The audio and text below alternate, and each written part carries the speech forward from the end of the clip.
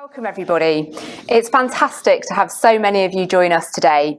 And as Nick was just saying, I know that we've got delegates from Exeter to Edinburgh, and we have people here from local government, health, education, the police, charities, academia, Whitehall, and some politicians too. And this is a great reminder of how many of us are working right across public services to support the most vulnerable children in these incredibly challenging times. What brings us together is a common cause: to use the evidence to make best use of scarce resources so that we can improve children's lives. It's been over 3 years now since EIF's last national conference, and we're delighted to bring it back. 2020 felt like the right time to come together as a community to reflect on the next steps for putting early intervention at the heart of a new agenda for children. And of course, as Nick said, we were hoping to be together physically today, but as with so many other things this year, this changed due to COVID-19. Now over 250 of you are joining us from home, whilst the speakers that we do have here at the venue are here in a safe and socially distanced way. And what a year it's been. Clearly, the COVID-19 pandemic has had a profound impact on lives and communities across the UK and across the world. But some have been more badly affected than others. We've seen older people and people with existing health conditions hit hard. Recent research has shown that Black people are twice as likely to catch coronavirus as white people, and we know that those from Black and South Asian ethnic backgrounds are at greater risk of becoming seriously ill and dying. The virus has shone a light on unacceptable health inequalities that must be addressed. But whilst children are least likely to be seriously impacted by the virus itself, the indirect impact on their lives is enormous and wide-reaching. There has rightly been a lot of focus in the last few months on how children and young people have been affected by exam results, their return to schools and universities, and on how many young people have been struggling to make that first transition into work, given the impact of COVID-19 on the economy. And there's also been a focus on how the most vulnerable children are being affected.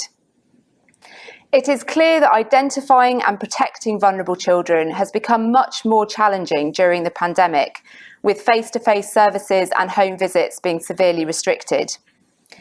And there's been lots of speculation about the possible impact of COVID on children. We've all wondered about the likely impact of stress, uncertainty, not seeing friends and family, worries about catching the virus, and worries about parents losing their jobs, and so on. And we know that some families are living in very close proximity, sometimes in cramped housing, and are under increasing financial strain and uncertainty. This will have led to many children witnessing parental conflict, which our work has shown can be damaging and can affect children's mental health and well-being. And the data is now starting to emerge to help us to understand the actual impact of the virus on children. There's been a rise in the number of children exposed to domestic abuse in the home. Between March and June, calls to the NSPCC helpline about the impact of domestic abuse on children increased by a third, and this equated to 1 child every hour. We also know that the number of babies in England that have suffered serious injury through abuse or neglect during the pandemic is up by a fifth on the same period last year. And of course, it will take time for the full picture of the damage done by the lockdowns to become fully apparent. The subtler signs of abuse, neglect, or domestic violence are much harder to spot without home visits or face-to-face contact. On mental health, COVID has disrupted children and young people's lives, threatening their sense of structure, predictability and security, which has taken a toll on mental health and well-being. Newly published data from the Mental Health of Children and Young People in England study has shown us that children and young people's mental health has deteriorated since 2017. And this data is reinforced by parents. We carried out a survey of over 600 parents with Ipsos Mori just as schools started to reopen in September, and found 4 in 10 parents reported that their children's mental health and well-being had worsened during the school closures. And half of parents were concerned about children's mental health as they returned to school. And of course, children are being significantly impacted at a time when money is getting tighter for families. We know that almost 100,000 people used food banks for the first time between April and June this year. And with the rising rate of unemployment, those numbers are likely to increase. And although our work at EIF focuses on the evidence for individual interventions, we know that interventions alone will not solve these problems. We also need to focus on reducing poverty and inequalities and creating the structural conditions for children to thrive. And it is vital that central government takes action on child poverty. We all know that we're operating in a time of unprecedented challenge for children and families. And 2020 has also been the year when racial equality has rightly come to the fore after the appalling racist murder of George Floyd in the US and the protests that followed around the world. It is simply not good enough that Black, Asian and ethnic minority households in the UK are more than twice as likely to live in poverty as their white counterparts. It's not acceptable that young Black Caribbean children are more than twice as likely to receive a permanent exclusion from school than the school population as a whole. And serious questions must be asked about why more than 50% of young people in youth custody are from a non-white background. At EIF, we are taking a root and branch look at how we can do more to tackle racism as an organisation and as an employer. We're looking at the work that we do to decide what research on racial inequality we should prioritise and where we best add value. We're reaching out to learn from what others are doing, and I'm delighted that Bernardo's will be speaking to us about their approach to tackling racism later today. Work that is designed to improve outcomes for Black and Asian children and young people from ethnic minority backgrounds will be a key part of EIF's evidence generation and work to change policy and practice going forward. And I now want to say a few words about why early intervention matters. Next month, it will be 10 years since Graham Allen published his independent review for government that led to the foundation of EIF. He made a strong case then for why early intervention matters, and the case is perhaps even stronger now. I don't need to tell this audience that wide and persistent gaps in children's development open up early, largely along socioeconomic lines, or that these gaps matter for future and intergenerational outcomes. We all see this daily in the headlines about children's mental health, children living in poverty, being excluded from school, and getting involved in youth violence. But none of this is fixed. It isn't set in stone. Early intervention is a vital part of the solution to these problems, and early intervention can transform life chances. If delivered to a high standard and directed to the children and families who need it most, early intervention can help us to address some of the biggest challenges that children face in the UK today. Supporting the key domains of child development, physical, cognitive, social and emotional, and behavioural, can improve outcomes that we all care about and can tackle key risks. And breakout sessions later today will explore some of the key areas of early intervention activity related to these domains, using adverse childhood experiences as one way of identifying risks, social and emotional skills, speech and language development in the early years, and youth crime and violence. And as well as delivering benefits to individual children and their families, early intervention is also good for society and for the economy. Leaving problems unresolved in childhood can reduce opportunities for people to lead positive and productive lives, which then itself undermines the well-being of communities. Acting early to support children to build healthier, happier and more productive individuals is what we're all about here at EIF.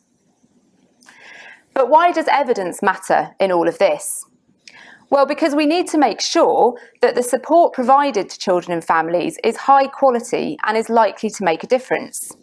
So we need to focus on effective early intervention, things that have been tested and have been shown to improve outcomes. We know that not all early intervention that's currently delivered across the country is evidence-based and effective. And this isn't surprising. Developing evidence of impact takes time. But using evidence matters. Not everything makes a difference, and it is possible to do harm. We wouldn't give children vaccines which haven't been tested, and we should also be testing social interventions. Because it's really important to be clear about which approaches have shown impact and which have not. To state the obvious, perhaps, the simple fact is that some things that have been well tested and shown to improve outcomes are not being delivered, and we should be delivering more of them. With such scarce resources in public services, it's very difficult to justify any other approach. And we'll be hearing more about the importance of evidence and evaluation later this morning. All children deserve the best possible start in life, and delivering high-quality, evidence-based early intervention is vital to achieving that. So where next then for evidence-based early intervention? We'll be hearing from the Minister Vicky Ford later today about government's plans for this agenda. And 2020 has of course seen government focused on tackling the COVID-19 pandemic. Within this context, the much anticipated spending review of 2 weeks ago was for 1 year instead of the 3 years that was originally planned. Many of us will have been disappointed by this, although perhaps not surprised. We welcomed the additional investment made in the spending review across a number of areas, including support for victims of domestic abuse, additional funding for education, and continued support for the Troubled Families programme.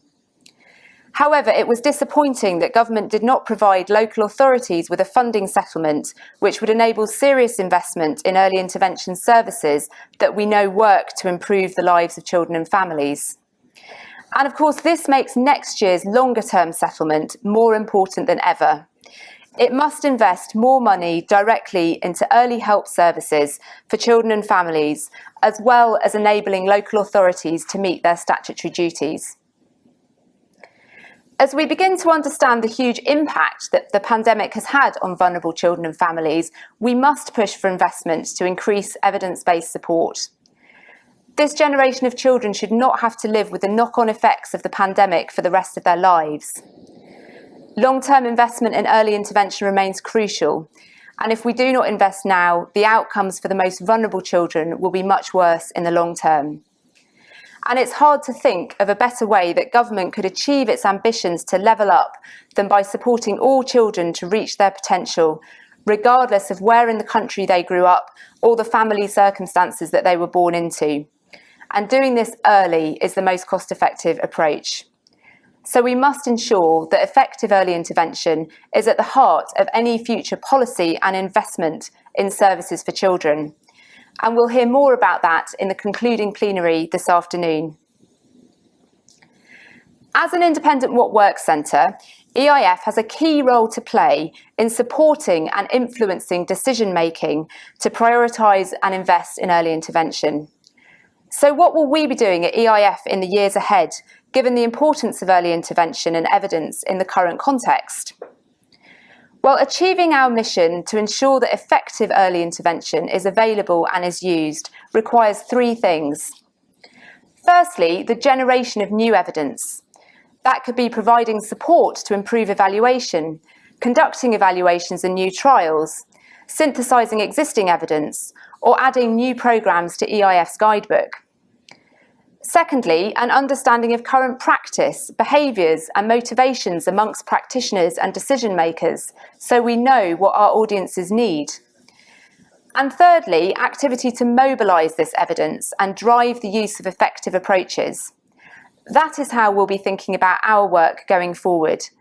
And we'll be using this framework to guide our work in three key areas: improving outcomes for children in the early years, improving children and young people's mental health and well-being, and supporting the most vulnerable children and families. We'll be ensuring that our work programme reflects the need to prioritise those children most impacted by the pandemic, as well as those facing structural racism. As an organisation, we'll be challenging ourselves to ask difficult questions about our own practice and focus, with the ultimate aim of ensuring that we're driving change where it is most needed. So in conclusion then, this challenging environment means that it's an ideal time to reconvene today as a community to reflect on where we are and where we need to go next. We owe it to children in this country to seize this moment by making a strong case for early intervention. And today is a chance to regroup, to draw strength from our collective enthusiasm. It's a chance to hear the latest evidence and to discuss its implications together, to go back to the day job tomorrow, knowing that we're part of something bigger, a shared endeavour. We all know what a powerful impact effective early intervention can have on those children and families who receive it. And what better way to illustrate that point than hearing in a moment firsthand from two parents with experience of effective early intervention. But before we come on to that, I want to end by saying thank you for joining us today and for being part of this critically important conversation. And myself and the team at EIF are very much looking forward to working with you in the years ahead. Thank you.